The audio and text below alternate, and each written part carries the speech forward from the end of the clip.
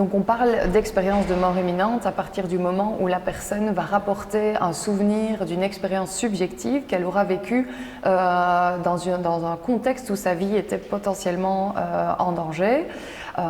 Et donc on peut identifier une expérience de mort imminente sur base des différentes dimensions que la personne a vécues, donc voir un tunnel, sortir de son corps, etc.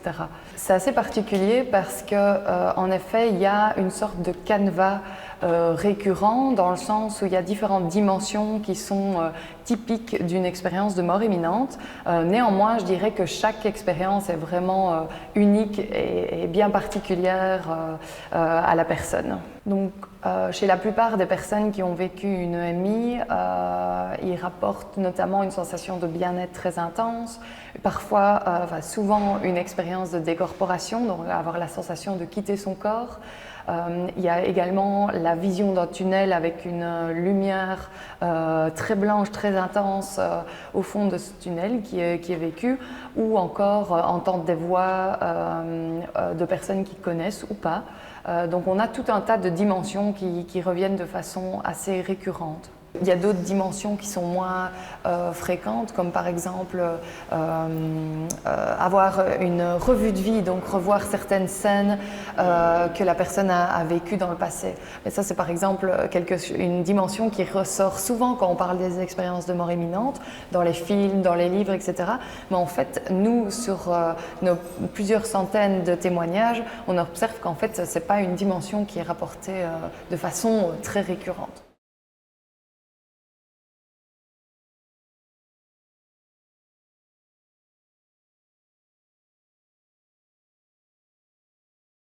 Alors ici, il n'y a pas beaucoup d'études qui ont étudié les potentielles différences culturelles qui pourraient y avoir entre les différentes personnes qui vont rapporter une EMI. Néanmoins, en effet, il y a deux études qui montrent que, en fait, certaines personnes ici en Occident vont plutôt rapporter la vision d'un tunnel d'un tunnel avec une lumière blanche associée.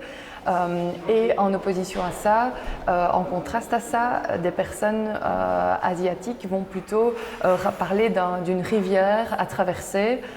Donc il y a toujours cette notion de frontière dans les expériences de mort imminente. Néanmoins, elle peut être potentiellement interprétée de différentes façons en fonction des cultures. Mais pour l'instant, en fait, il n'y a pas beaucoup d'études qui se sont intéressées à ce sujet-là. Donc il faudrait d'autres études pour mieux comprendre les potentielles différences.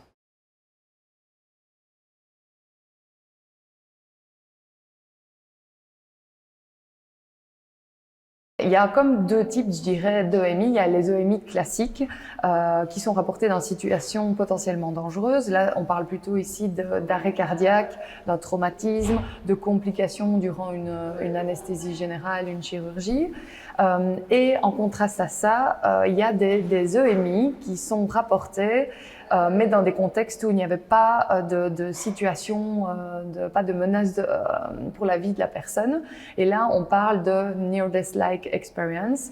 En français, ça ne se traduit pas vraiment, mais donc ce sont en gros des expériences subjectives qui ressemblent aux EMI typiques, mais qui sont rapportées dans des situations comme par exemple suite à une syncope ou à une forte fièvre ou une forte anxiété.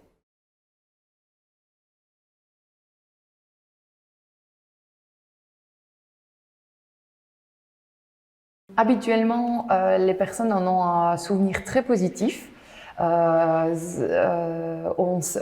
constate aussi qu'il y a pas mal de changements, de bouleversements dans la vie de la personne suite au fait qu'elle ait vécu cette expérience, parce que notamment c'était un événement très important pour la personne. Mais on a de plus en plus de gens en fait qui nous contactent disant qu'ils ont vécu une expérience de mort imminente très négative. Et en effet, il existe des EMI qu'on appelle négatives, dans le sens où c'est ce genre d'expérience subjective vécue dans un contexte où la vie de la personne était menacée, mais il y a ici plutôt des émotions négatives qui sont associées à l'expérience. Donc, pour un petit pourcentage des expérienceurs, comme on les appelle, pour un petit pourcentage des expérienceurs, il s'agit d'une expérience très négative, mais pour le reste, c'est habituellement vécu comme très positive Ouais.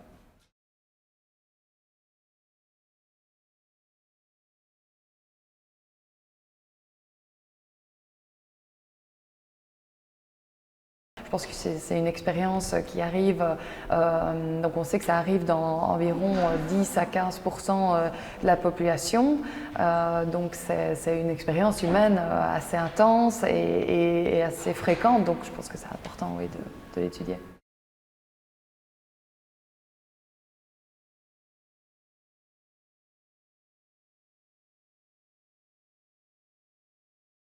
Donc on a différents types d'études, je dirais, mais dans un premier temps, on va essayer de mieux caractériser l'expérience de mort imminente. Donc on a différents questionnaires standardisés qui vont permettre de mieux comprendre l'expérience de mort imminente, identifier les différentes dimensions vécues, l'intensité de ces différentes dimensions vécues. On va aussi étudier le souvenir de l'expérience de mort imminente, qui est un souvenir un peu particulier, parce que même si c'est une expérience qui s'est passée il y a 40 ans ou plus, par exemple, la personne va vraiment avoir un souvenir très détaillé, toujours en tête. Donc l'encodage du souvenir est assez particulier.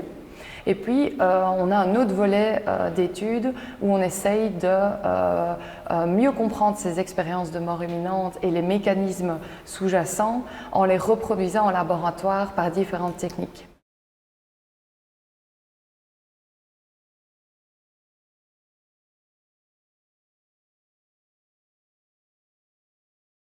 La première expérience que j'ai réalisée sur les EMI, donc l'idée ici c'était de tester la susceptibilité aux faux souvenirs des personnes ayant vécu une expérience de mort imminente.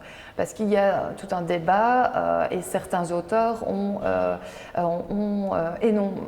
postulé qu'une EMI était un faux souvenir. Alors ici on peut évidemment pas tester qu'une EMI est un faux souvenir. Ici on va faire confiance à la personne qui nous contacte en disant qu'elle a vécu qu'elle a ce souvenir de EMI, mais ce qu'on pouvait faire, c'est tester en laboratoire ici si les expérienceurs étaient plus susceptibles de produire des faux souvenirs qu'une personne qui n'aurait pas vécu une EMI. Donc ici, on a testé des personnes ayant vécu une EMI et des personnes qui n'avaient pas vécu une EMI. Et ce qui ressort de cette étude-là, c'est qu'on n'a, dans un premier temps, pas observé de différence entre ces deux groupes. Donc on n'a pas observé que les expérienceurs étaient plus susceptibles que d'autres de produire des faux souvenirs. Néanmoins, on a observé qu'ils étaient ils rapportaient de façon plus fréquente une récollection illusoire, comme on appelle. Donc, c'est-à-dire qu'ils vont rapporter plus de détails, une expérience subjective au faux souvenir qui a été créé. Donc, potentiellement, ça c'est intéressant parce que ça nous amène à vouloir réaliser d'autres études pour mieux comprendre leur fonctionnement mnésique parce qu'on pourrait potentiellement observer des différences dans leur fonctionnement cognitif et fonctionnement mnésique, ce qui pourrait à long terme expliquer que ces personnes-là ont rapporté une EMI et pas d'autres alors qu'ils étaient dans une situation potentiellement critique eux aussi.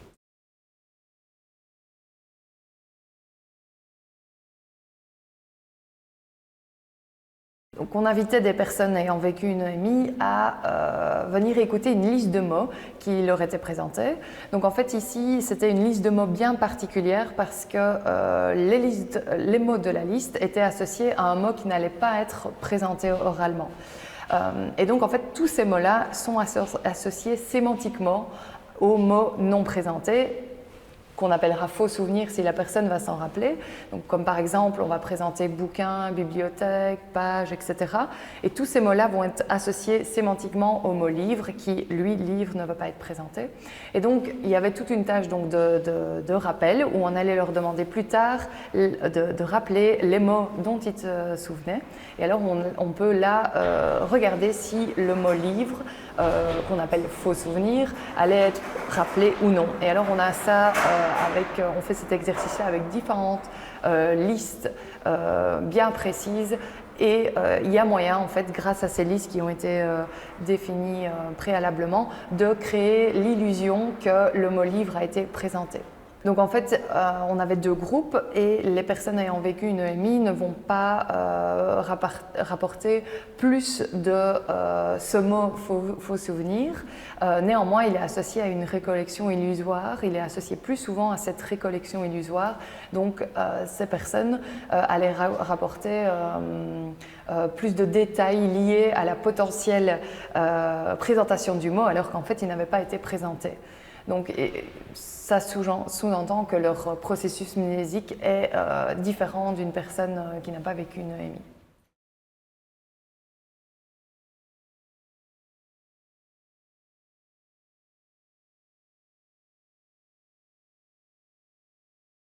Donc cette étude-là nous a poussé à à étudier plus en profondeur le souvenir de l'EMI et notamment à l'aide de questionnaires qu'on dit standardisés, on a pu mettre en évidence que ce souvenir EMI était vraiment particulier parce qu'il était rappelé de façon très détaillée. Donc les expérienceurs ont un tas de détails émotionnels, contextuels en lien avec cette EMI, même si ça s'était passé il y a plusieurs dizaines d'années. Et en plus, habituellement, ce souvenir est rapporté à la suite d'un contexte où la personne était dans une situation de crise. Donc c'est vraiment intéressant de voir le contraste entre ce souvenir qui est resté très vif dans la mémoire des expérienceurs versus le contexte dans lequel il a été vécu en fait.